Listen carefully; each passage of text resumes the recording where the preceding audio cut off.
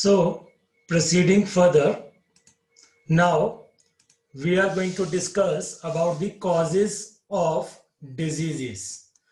तो डिजीज का कॉज क्या होता है? साइंटिफिक लैंग्वेज में इसको क्या बोलते हैं? इटियोलॉजी.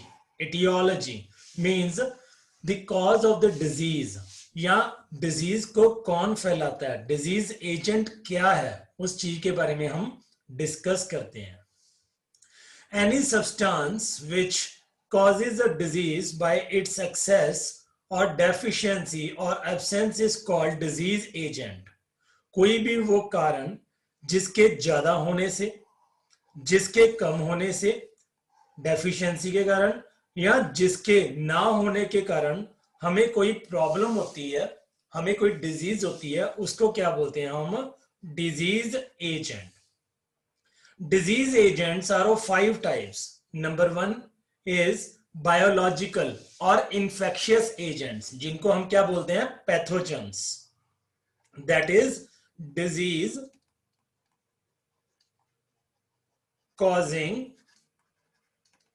microorganisms.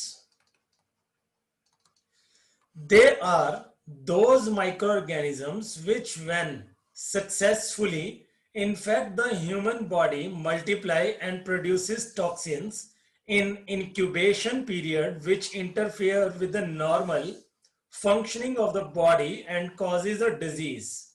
तो हमारी बॉडी के अंदर माइक्रो ऑर्गेनिज्म जाके अपने आप को सबसे पहले क्या करता है? हमारी बॉडी के अंदर मल्टीप्लाई करता है. एंटर करने के बाद, इन्फेक्ट करने के बाद वो क्या करता है? मल्टीप्लाई. तो सबसे पहला प्रोसेस क्या होता है? इन्फेक्शन. इन्फेक्शन करने के बाद वो अपने आप को मल्टीप्लाई करता है. मल्टीप्लाई करने के बाद वो टॉक्सिक सब्सटेंस प्रोड्यूस करनी स्टार्ट करता है. ये टॉक्सिक सब्सटेंस हमें क्या करती है? हमारी नॉर्मल फंक्शनिंग के साथ इंटरफेयर करती है, हमारी बॉडी की नॉर्मल फंक्शनिंग के साथ इंटरफेयर करती है. क्लियर? यहां पे एक वर्ड आया, इनक्यूबेशन पीरियड. इनक्यूबेशन पीरियड का मतलब क्या होता है? Time from infection till first symptoms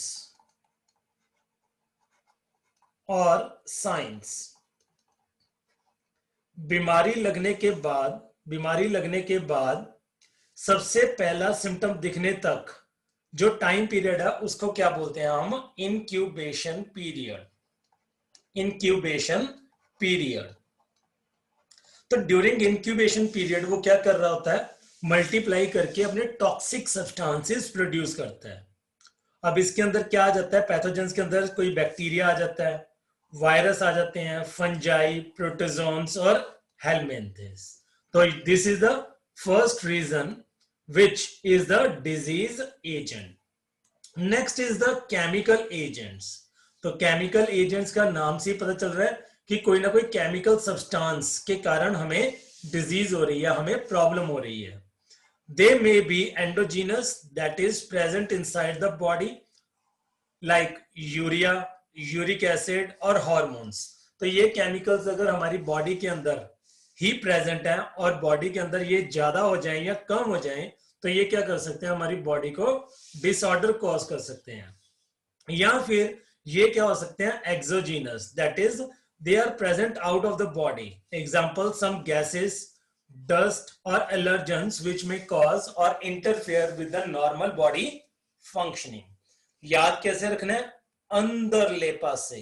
अंदरले पासे मतलब एंडोजीनियस, एक्सटर्नल मतलब exogenous. Third agents are the nutritive agents. अब कोई ना कोई न्यूट्रिशन प्रॉपर ना मिलने के कारण हमारी बॉडी के अंदर मिनरल डेफिशिएंसी हो गई, कार्बोहाइड्रेट डेफिशिएंसी हो गई, या प्रोटीन फैट्स डेफिशिएंसी है, या विटामिन डेफिशिएंसी है, तो इनके कारण अगर हमारी बॉडी इम्प्रॉपर फंक्शनिंग कर रही है तो इनको क्या बोलेंगे हम? न्यूट्रिटिव एजेंट्स, जो हमें डिजीज कॉज कर रहे हैं. Physical agents. फिजिकल एजेंट्स का मतलब क्या होता है? ऐसे एजेंट्स जो केमिकल नेचर नहीं शो करते, rather they are reversible. Like गर्मी होने के कारण स्ट्रोक आ जाता है, चक्कर आने स्टार्ट हो जाते हैं, या कोल्ड, सर्दी होने के कारण फ्रॉस्ट बाइट हो जाती है, यहाँ पे भी हमारा बीपी बहुत ज्यादा बूस्ट हो जाता है। रेडिएशंस हो सकती हैं जैसे अल्फा बीटा गामा रेज हो सकती हैं, या लाउड स्पीकर्स की आवाज से हमें दिक्कत हो सकती है, हमारा बीपी हाई हो सकता है, या हमें सुनने की प्रॉब्लम्स हो सकती हैं। Next are the mechanical agents. तो मैकेनिकल एजेंट्स में क्या आ जाता है, जैसे इंजरीज आ जाती हैं, इंजरीज या फिर गिरने के कारण हमारी बोन्स फ्रैक्चर हो जाती हैं, स्प्रेन, मोच पड़ना, डिसलोकेशन यानी कि बोन अपनी लोकेशन से क्या कर गई, डिसलोकेट हो गई, तो ये क्या हो गए हमारे मैकेनिकल एजेंट्स। तो ये एजेंट्स के कारण हमारी बॉडी इम्प्रॉपर फंक्शनिंग करना शुरू कर देती है। These 5 types of disease agents are classified as extrinsic or external agents and intrinsic or internal agents. तो डेफिनेटली इन जो हमने अभी डिस्कस किया 5 तरह के एजेंट्स को हम इनको क्लासिफाई कर सकते हैं या तो एक्सटर्नल एजेंट्स के बेस पे या फिर इंटरनल एजेंट्स के बेस पे। लाइक एक्सटर्नल और एक्सट्रिंसिक एजेंट्स आर पैथोजेंस जो बाहर से एंटर कर रहे हैं, केमिकल सब्सटेंसेस और chemical agents, nutritive agents through food अगर एंटर ना करें, या फिर फिजिकल एजेंट्स गर्मी सर्दी होना, तो ये सारे एक्सटर्नल कारण है। इंट्रिंसिक और external agents include endogenous chemicals like hormones और genetic mutations which are heritable. तो जो अंदरूनी कारण है बॉडी के, जिनके कारण बॉडी ने इम्प्रॉपर फंक्शनिंग करना शुरू कर दिया, उनको क्या बोलते हैं हम, इंट्रिंसिक और internal agents. The disease caused by the intrinsic factors are called organic or metabolic diseases and include genetic diseases like hemophilia, sickle cell anemia, etc. तो जो डिजीजेस हमें इंटरनल कारण के कारण होती हैं, इंटरनल फैक्टर्स के कारण होती हैं, उनको हम ऑर्गेनिक फैक्टर्स भी बोल सकते हैं या फिर मेटाबॉलिक डिजीजेस भी बोल सकते हैं, क्योंकि वो अंदरूनी कारण है, उनके अंदर हमारी मेटाबॉलिज्म क्या हो रही है, डिस्टर्ब हो रही है, वो क्या है, लिविंग कारण है, इसलिए उनको क्या बोल सकते हैं हम, ऑर्गेनिक फैक्टर्स बोल सकते हैं। तो इसमें क्या आ जाता है, जैसे जेनेटिक डिसऑर्डर्स आ जाते हैं, फॉर एग्जांपल हेमोफीलिया, जैसे मैंने आपको कल भी बताया था कि हेमोफीलिया का मतलब क्या होता है, bleeders disease, bleeding, excess of bleeding होने के कारण डेथ हो जाती है। सिकल सेल एनीमिया में जो हमारे आरबीसीज हैं, red blood cells, they change their shape to sickle cell anaemia and during anaemia there is decreased transportation of oxygen in the body. Clear? Next,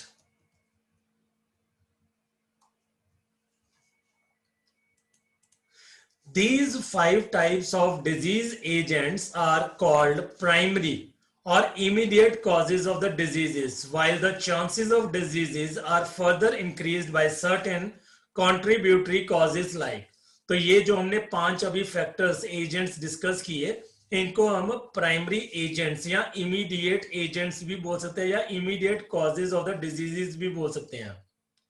अब बीमारी के चांसेस बहुत ज्यादा बढ़ जाते हैं जब कोई ना कोई एक्स्ट्रा कंट्रीब्यूशन भी साथ में मिल जाती है, तो उनको कंट्रीब्यूटरी कॉजेस बोला जाता है। Like lack of good nourishment, अगर इंसान बीमार है, डिजीज्ड है कोई पर्सन, और उसको प्रॉपर नरिशमेंट भी नहीं मिल रही, प्रॉपर नरिशमेंट भी नहीं मिल रही, तो उसके रिकवरी के चांसेस क्या हो जाएंगे, काफी डिक्रीज हो जाएंगे।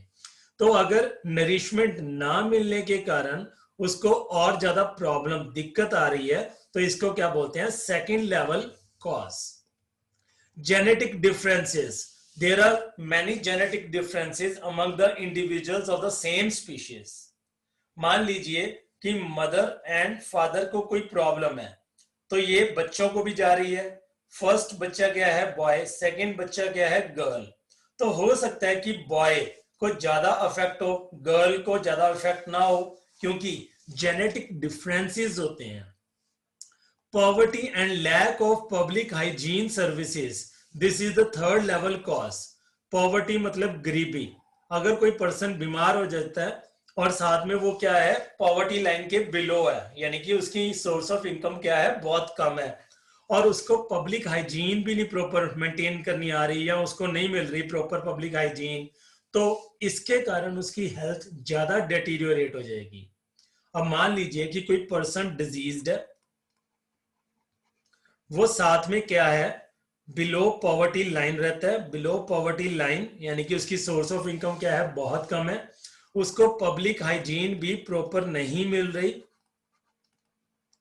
क्योंकि वो बिलो पॉवर्टी लाइन है, तो उसको प्रॉपर नरिशमेंट भी नहीं मिल रही। तो डेफिनेटली ये सारे फैक्टर्स क्या कर देंगे, उसको बहुत ज्यादा बीमार कर देंगे, हो सकता है कि वो पर्सन क्या हो जाए, डेड हो जाए। तो यहाँ पे 3 तरह के कॉजेज होते हैं, first level cause, second level cause and third level cause. First level cause is known as the disease agent, जो पहला मेन कारण होता है, जो प्राइमरी लेवल होता है, प्राइमरी कारण होता है बीमारी फैलने का, वो होता है डिजीज एजेंट, जो हमने ऊपर 5 तरह के डिजीज एजेंट स्टडी किए। Second level cause also known as secondary level cause, secondary level cause, it occurs due to lack of good nourishment. And third level cause, also known as the tertiary level cause, this is due to poverty and lack of the public hygiene. तो ये 3 main levels of causes होते हैं जिनके कारण health काफी डेटीरियोरेट हो सकती है। So this was etiology. Clear? In next lecture, we would be discussing about epidemiology. Till then, thank you and have a nice day. Bye-bye.